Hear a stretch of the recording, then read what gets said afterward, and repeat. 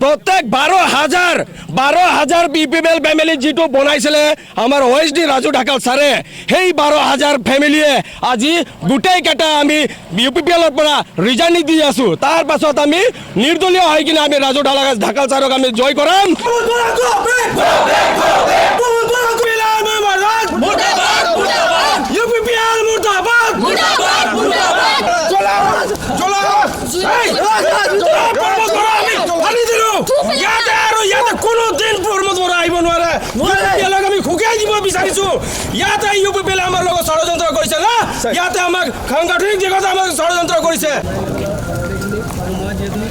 এইটো আমি সঁচাকে আমি গোটে আমাৰ ৰাজু ঢাকাৰ লগত যিমান সক্ৰিয় কৰ্মী আমি UPPL হৈ কিনে কাম কৰিছিলোঁ তেওঁলোকে আমাক এনেকৈ ইউটিলাইজ কৰিছে আজি ৰাজু ঢাকালে আজি UPPL 5 নং চেৰফাঙত কোনো মানুহে বুজি পোৱা নাছিলে UPPL কি চৰকাৰ আজি 5টা বছৰত আমি দেখিবলৈ পাৰিছোঁ যে 5টা বছৰত ইয়াতে কোনোদিনে আমাৰ প্ৰমোদ বড়ো যিজন চিফ BTRৰ চিফ তেওঁ আজিলৈকে ইয়াতে কোনোদিনে এখোজ নিদিলে আজি UPPL চৰকাৰৰ যিটো আমাৰ OSD অফিচাৰ আছিলে বৰ্তমান তেওঁ OSD অফিচাৰ আছিলে তেওঁক ইয়াতে প্ৰাৰ্থিত্ব দিম বুলি তাক ইয়াতে তেওঁক মানে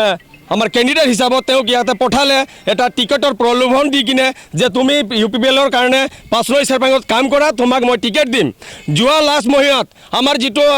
বিষ্ণু আমাৰ কলাগুৰু বিষ্ণুৰাভাৰ কলেজত যেতিয়া আহিছিলে প্ৰমোদ বড়ো ছাৰে OSD ছাৰক এনেকৈ এটা মানে মন্তব্য দিছিলে মানে সেই মন্তব্যত আমি বহুত খুশ তেওঁ কৈছিলে যে চইচ ইজ ইয়ৰ MLA খেলিবা নে MCLA খেলিবা তোমাৰ কাৰণে টিকেট ফিক্স আছে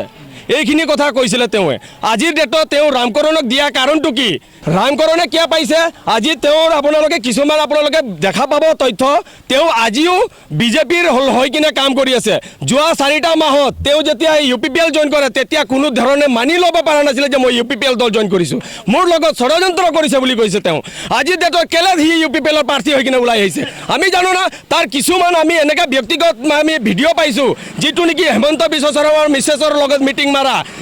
আপোনাৰ বালিপাৰাত মিটিং মাৰা আপোনাৰ পল্লৱ লোচন দাসৰ লগত আজিৰ ডেটতো তেওঁ বহল নাইট তেওঁ বিজেপিৰ লগত কেম্পেইনিং কৰি আছে লাষ্ট নাইটত আপুনি যোৱা 31 তাৰিখ নে 30 তাৰিখত তেওঁ হেমন্তৰ লগত বহি কিনে আহিছে তেওঁক আজি 2 দিনৰ পিছত কেনেকৈ টিকেট দি দিলে আমি এইখিনি কি আমি বুৰ্বক নেকি আমি বুজি পাইছোঁ না